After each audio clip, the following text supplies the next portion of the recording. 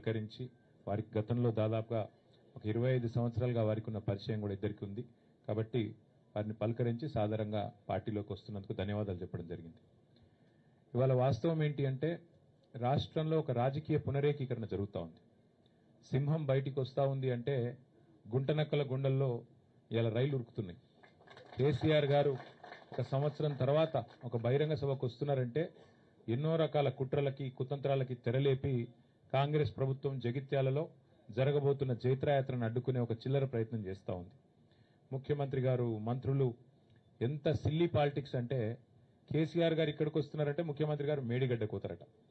2.5 ఏళ్లకెళ్లి మేడిగడ్డ కోయేందుకు ముఖ్యమంత్రికి టైం లేకుండే అర్జెంటుగా ముఖ్యమంత్రి గారికి కేసీఆర్ గారి బహిరంగ సభ ఇక్కడ ఉంటే టీవీలలో సగం కేసీఆర్ను చూపెట్టాలి, సగం రేవంత్ రెడ్డిని చూపెట్టాలి, పేపర్లలో సగం రేవంత్ రెడ్డిది రాయాలి, అవతలకు కేసీఆర్ది రాయాలని ఒక చిల్లర ప్రయత్నం. అంటే ఇంత కుత్సితమైన ఇంత కుసంస్కారమైన ఇంత చిన్న మెదడున్న ముఖ్యమంత్రి బహుశా భారతదేశంలో ఎవరు ఉండరు, ఒక రేవంత్ రెడ్డి తప్ప.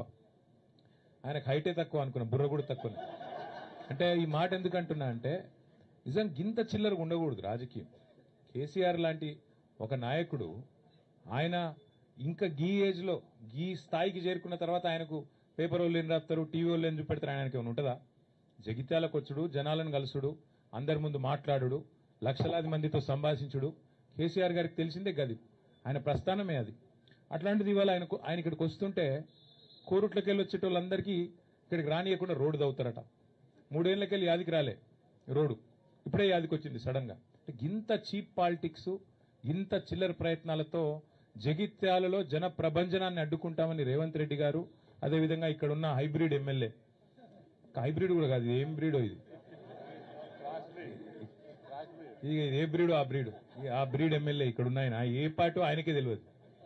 బీఆర్ఎస్ అని ప్రెస్ మీట్లో చెప్తాడు, కాంగ్రెస్ పార్టీ ఆఫీసులో కూర్చుంటాడు, కాంగ్రెస్ పార్టీ మంత్రి పక్కకు కూర్చుంటాడు. క్రాస్ బ్రీడ్ అనాలనా, హైబ్రిడ్ అనాలనా, ఏం బ్రీడ్ అనాలే, ఆయన ఏందో ఆయనే చెప్పుకోవాలి. వాళ్ళు రేవంత్ రెడ్డి భయం ఏంటంటే, కాంగ్రెస్ లో భయం కూడా ఏంటంటే ఇక్కడ కేసీఆర్ గారు వచ్చి జీవన్ రెడ్డి గారు, కేసీఆర్ గారు, మా రమణన్న, మా వసంత అందరు కలిసి ఒక వేదిక మీదకి వెళ్లి మాట్లాడితే జగిత్యాల నుంచే మళ్లీ బీఆర్ఎస్ జైత్రయాత్ర మొదలవుతుంది, దండయాత్ర మొదలవుతుంది, రేవంత్ రెడ్డికి భరతం పట్టడానికి తెలంగాణ ప్రజలు మరి రంగం సిద్ధం చేసినారని ఒక వాతావరణం వస్తుందని ఆయనకు భయం పట్టుకుంది. ఆయన అట్టర్ ఫ్లాప్ పాలన, 6 గ్యారంటీలని, 420 హామీలని, 13 డిక్లరేషన్లు, అన్ని వర్గాలను మోసం చేసిన విషయం బయటపడుతుందని చెప్పి ఆయనకు భయం పట్టుకున్నది. అందుకే ఈ రకమైన చిలిపి ప్రయత్నాలు చేస్తా ఉన్నారు. కానీ ఒకటి మాత్రం వాస్తవం, ఇదే జగిత్యాలలో కేసీఆర్ గారు గతంలో ఎన్నో బహిరంగ సభలు నిర్వహించారు. ఈ సభ కూడా అద్భుతంగా విజయవంతం అవుతుంది. ప్రభుత్వం ఎన్ని ప్రయత్నాలు చేసినా, ఎన్ని చిల్లర కుట్రలు చేసినా అన్నిటినీ కూడా అధిగమించడానికే మా పార్టీ నాయకత్వం అహరహం కూడా కష్టపడతా ఉన్నారు. మా సోదరులు పల్లా రాజేశ్వరరెడ్డి గారు ఇలా ప్రత్యేకంగా జనగామ శాసనసభ్యుడు ఇక్కడికి వచ్చి వారు జగిత్యాల కేంద్రంగా జగిత్యాల నియోజకవర్గ పరిధిలో వారు బాధ్యత తీసుకున్నారు, పర్యవేక్షణ, అందరినీ కూడా కోఆర్డినేషన్ బాధ్యత, సమన్వయం. అట్లాగే మా ధర్మపురి కాన్స్టిట్యున్సీకి రవీందర్రావు ఎమ్మెల్సీ గారు, తక్కలపల్లి రవీందర్రావు గారు, వరంగల్ వాసి, వారు కూడా ఇక్కడికి వచ్చి ధర్మపురిలో కొప్పుల ఈశ్వర్ గారితో కలిసి వారు కూడా సమన్వయం చేసుకుంటా ఉన్నారు.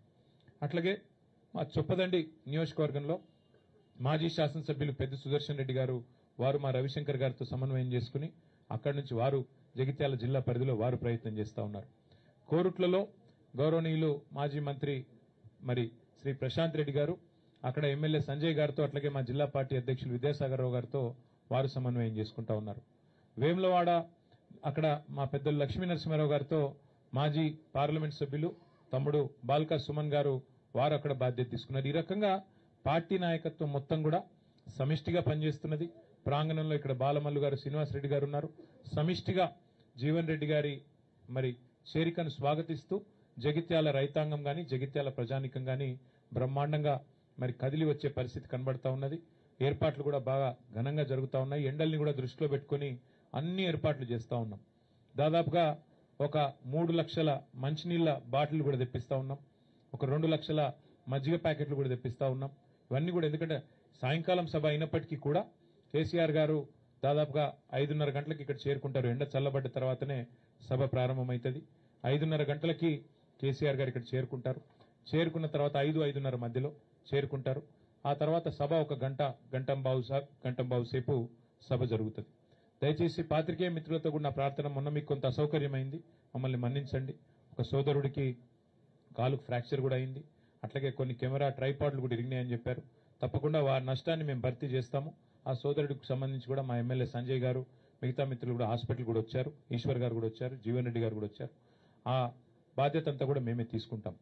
ఎల్లుండి దయచేసి ప్రభుత్వం ఎన్ని చిక్కులు చికాకులు పెట్టినా, ఎంత ఇరిటేట్ చేసే ప్రయత్నం చేసినా, దయచేసి ప్రజలు కూడా, మా కార్యకర్తలు కూడా ఓపికగా దయచేసి సంయమనంతో, మన కార్యక్రమం కాబట్టి మనం మంచిగా విజయవంతం చేసుకుందాం.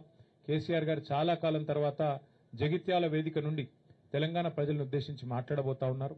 ఆయన ఏం మాట్లాడతారో వినాలని చెప్పి తెలంగాణ రైతులు, తెలంగాణ ఆడబిడ్డలు, తెలంగాణలోని మా విద్యార్థి తమ్ముళ్ళు, మా యువకులు, అట్లాగే పెద్ద మనుషులు అందరూ ఎదురు చూస్తూ ఉన్నారు.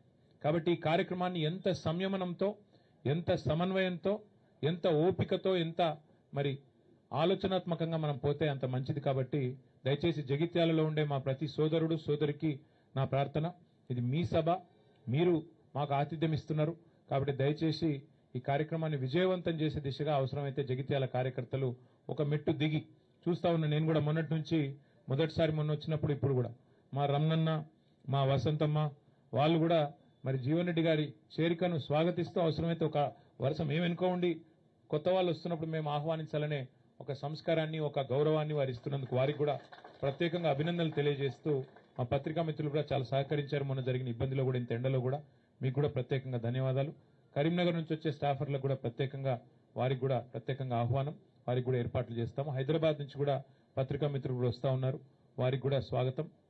అట్లాగే కార్యక్రమం తప్పకుండా మంచి విజయం సాధించాలని ఆకాంక్షిస్తూ, జగిత్యాల నుంచే బీఆర్ఎస్ జైత్రయాత్ర ప్రారంభం అవుతుంది.